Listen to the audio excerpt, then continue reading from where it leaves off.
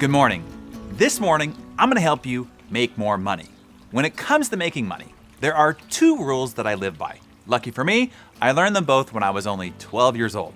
So I suppose I was like any red-blooded 12-year-old boy. I dreamed of one day owning a Ferrari. So I didn't deck my bedroom walls with posters of movies or celebrities or athletes or outer space. I had 4 Ferrari posters, all cherry red, hanging on my walls. So one day after school, I walked into my house to see my dad's mentor, a business partner and his former college football coach, sitting at the kitchen table with my father. Coach had seen my small shrine to the red beauty in my room and asked when I walked in, "A Ferrari, huh? Have you figured out how you're gonna get one?" No, I replied with 12-year-old feigned disinterest. "Well, you better get to work if you want one of those bad boys."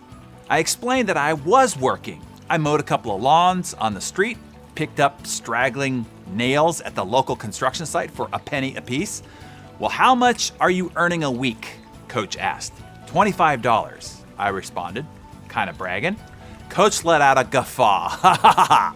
"At that rate, you'll be a corpse behind the wheel. You need to make more money and faster." "But how?" I asked. The next sentence is money-making rule number 1. Coach leaned across the table and said in a tone that signaled this was going to be important. "Want to make money faster?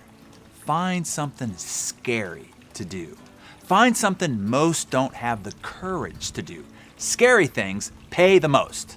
As I lay on my bed that night, I remembered a buddy talking about a local trade school who wanted people to stand outside bus stops and train stops or in the mall and ask complete strangers to take a survey, one that they didn't want to take. Approach people who don't want to be bothered, I thought. That sounds pretty freaking scary.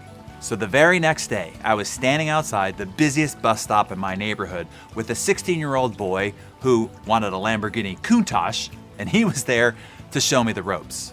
We spent the entire day walking up to complete strangers who pushed us, yelled at us, one even spit at us, or at best simply pretended we didn't exist. I even had one woman shout at me to get a respectable job. "Go mow lawns or something," she said.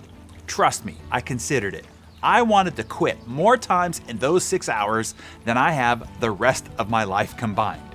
When the shift was done, I had 56 completed surveys. At $2 a piece, that was $112 in a single day, more than I made in a month sweating and mowing lawns and gathering nails at construction sites. I could practically smell the leather of my Ferrari as we walked into the trade school to exchange our surveys for cold, hard cash.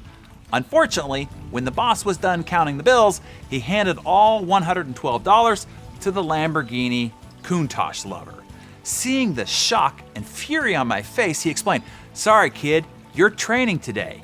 You've got a few more days until you get to keep the cash." So when I got home, I slammed the front door as I walked into my house that afternoon, and once again, Coach was sitting at the kitchen table. I told him what had happened, that I had found something scary, and then they took all my money, and that his idea was a bunch of hooey. It was in the middle of this adolescent tantrum that Coach taught me money-making rule number 2. He said, "Training is always worth the price." "Sure," he said, "you don't have any dollar bills to show for it, but you got something much more valuable. You learned a skill, an important one at that. The things you learned at that bus stop today, you will use over and over again. And if you continue to apply them, you will make yourself millions." Sure enough, facing rejection, overcoming objections, making a sale to a moving target, people skills, perseverance, everything I learned that first uncompensated day, I have used over and over to amass quite a fortune. Finally, when I was 15 years old, a year ahead of schedule, by the way, and many surveys later, as well as several other scary entrepreneurial ventures, I had enough money to buy my very own red beauty. It was a Mazda RX-7, cherry red. While not a Ferrari, it sure felt like one to me. Remember those 2 money-making rules. Number 1, scary work always pays the best. By scary, that usually means dealing with rejection or disappointment and the risk of failure. It is scary, all right, but it is much more profitable. And number 2, training, mentorship, and personal development is always worth the price, as they are the seeds that reap a perpetual harvest for the rest of your life. What are some money-making rules that you've learned throughout your life? Share those with us in the comments below. I can't wait to read them.